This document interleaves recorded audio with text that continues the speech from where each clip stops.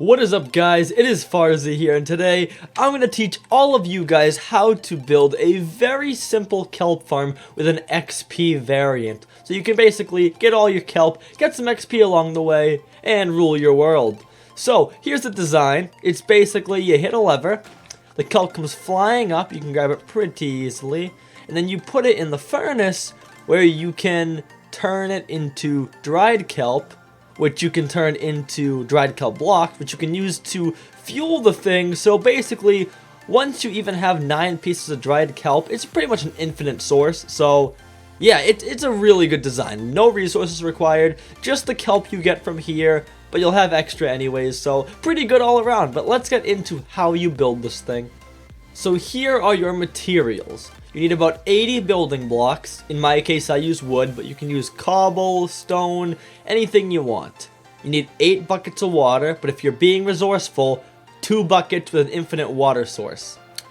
8 sticky pistons, which isn't necessary per se because it's expensive, but it's the most efficient way. You could always just break the kelp yourself, but that's kind of lame.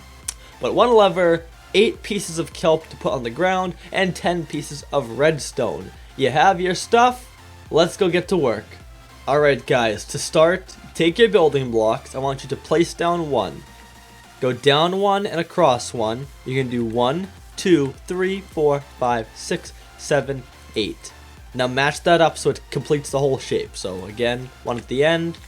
1, 2, 3, 4, 5, 6, 7, 8. You have this shape right here. Next up, build this thing up 2 higher. So 1, 2, 1, 2, 1, 2, and do it all the way around. Now what you're going to do is figure out what side you want to have the front and what side you want to have the back. Go to the back side, so in this case this will be the front of it. We're going to go to the back side. We are going to go 1 away from the wall, so 1 block gap, and we're going to build a 2 high wall on every single block that matches up with the 8 blocks we already placed, just like this. We're going to have sticky pistons facing that back wall, so if you want to come inside and break it out like this, that's the easiest way. You could try and kind of go up here and place it, but it's kind of tough, so I prefer this way. But have 8 pistons on that back wall, the top block, and have them like that. When you're done, obviously put the blocks back. If you broke them, you can get rid of this wall. We just wanted the pistons to be standing up just like this. Next up, place your source blocks of water at the top of this little contraption. So on the 3rd block, on every single block, place down your water. After that, take your kelp, go to the bottom, and 1 kelp down on every single grass block on the ground. Disclaimer, yes, you need grass or dirt, but it can't be stone. It has to be a natural block. Next up, on this back wall, if you want to do furnaces like I did, you can place down a row of furnaces. If not, it could be normal blocks like this. But I'm going to do furnaces because I'm a big baller. So place down your furnaces just like that. Put another layer of building blocks on top of that, which is pretty simple. And after that, we'll be all set to start doing the redstone. Okay guys, for the redstone, you're going to go to the back of the pistons. You can place a block back here and put a redstone trail across it.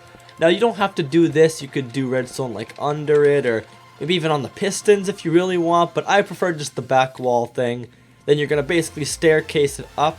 You're just going to bring it around like this and do 1 more out, and then just start stacking it up so it's against these furnaces like this. And then you can put a little lever right here if you want, and you can flick it, and as you see right there, all the kelp comes off pretty easily. You can put it higher, lower, wherever you want, but I'll prefer it right up here or maybe even 1 higher, but this is the way to do it.